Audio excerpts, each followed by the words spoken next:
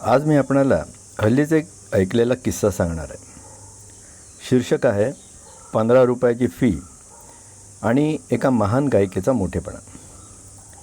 पंडित जसराज यांच्या आयुष्यातील ती हृदयस्पर्शी गोष्ट.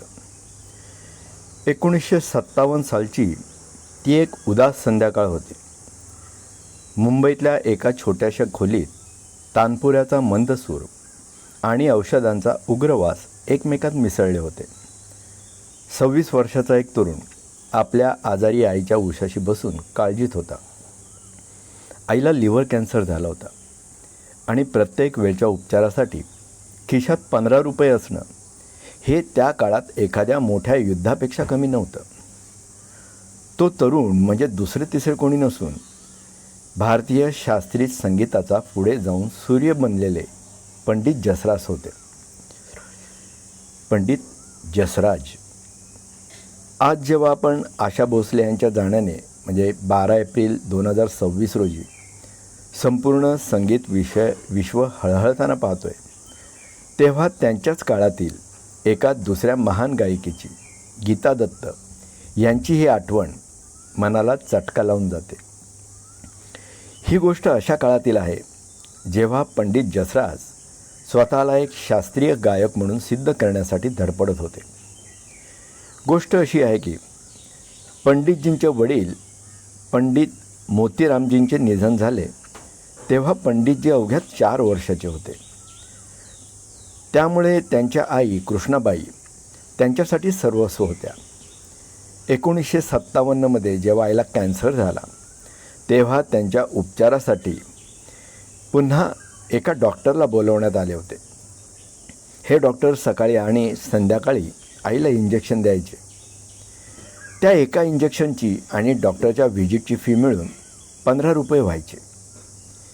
आज आपल्याला 15 रुपये ही रक्कम खूप छोटी वाटेल, पण 1957 15 रुपये म्हणजे खूप मोठी रक्कम होती. पंडितजी त्यावेळी काही विद्यार्थ्यांना संगीत शिकवायचे आणि कधीतरी ऑल इंडिया रेडिओवर त्यांच्या रेकॉर्डिंगचे थोडे पैसे मिळायचे. कसंबसं कष्ट करून ते रोजचे 15 रुपये जमवायचे. डॉक्टर घरी आले की पंडितजी त्यांना आदराने दरवाजापर्यंत सोडायला जायचे. अगदी आपण जुन्या सिनेमात पाहतो तसं. पण एक दिवशी एक वेगळी घटना घडली. पंडितजींनी डॉक्टरांना सांगितलं, डॉक्टर साहेब, उद्या मी तुम्हाला बाहेरपर्यंत सोडायला येऊ शकणार नाही, कारण माझी ऑल इंडिया रेडिओवर एक महत्त्वाची रेकॉर्डिंग आहे. डॉक्टर म्हणाले, काही हरकत नाही, मी जाईन. दुसऱ्या दिवशी जेव्हा डॉक्टर पुन्हा आले तेव्हा त्यांच्या चेहऱ्यावर एक वेगळंच समाधान आणि आनंद होता. पंडितजींना थोडं नवल वाटलं.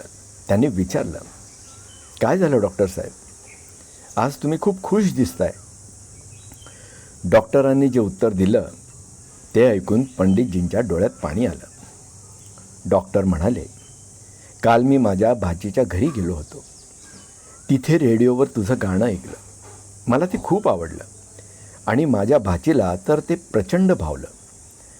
जेव्हा मी तिला सांगितलं की मी ह्याच मुलाच्या आईवर उपचार करतोय तेव्हा तिने मला एक मोलाचा सल्ला दिला. पण तुम्हाला माहिती आहे का, ह्या डॉक्टरच्या स्वभावात अचानक हा बदल का झाला होता? त्यांच्या भाचीने त्यांना समजावून सांगितलं होतं की मामा, हे शास्त्रीय कलाकार खूप मेहनत करतात, पण त्यांची कमाई कमर्शियल गायकांच्या तुलनेने खूप कमी असते. हे मुलगा इतका सुंदर गातोय, त्यांच्याकडून तुम्ही इतकी फी घेऊ नका.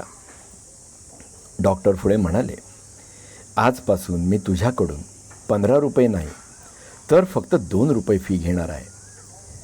पंडितजी भारावून गेले. त्यांनी विचारलं, तुमच्या त्या भाचीचं नाव काय आहे, जिच्यामुळे तुम्ही एवढा मोठा निर्णय घेतला?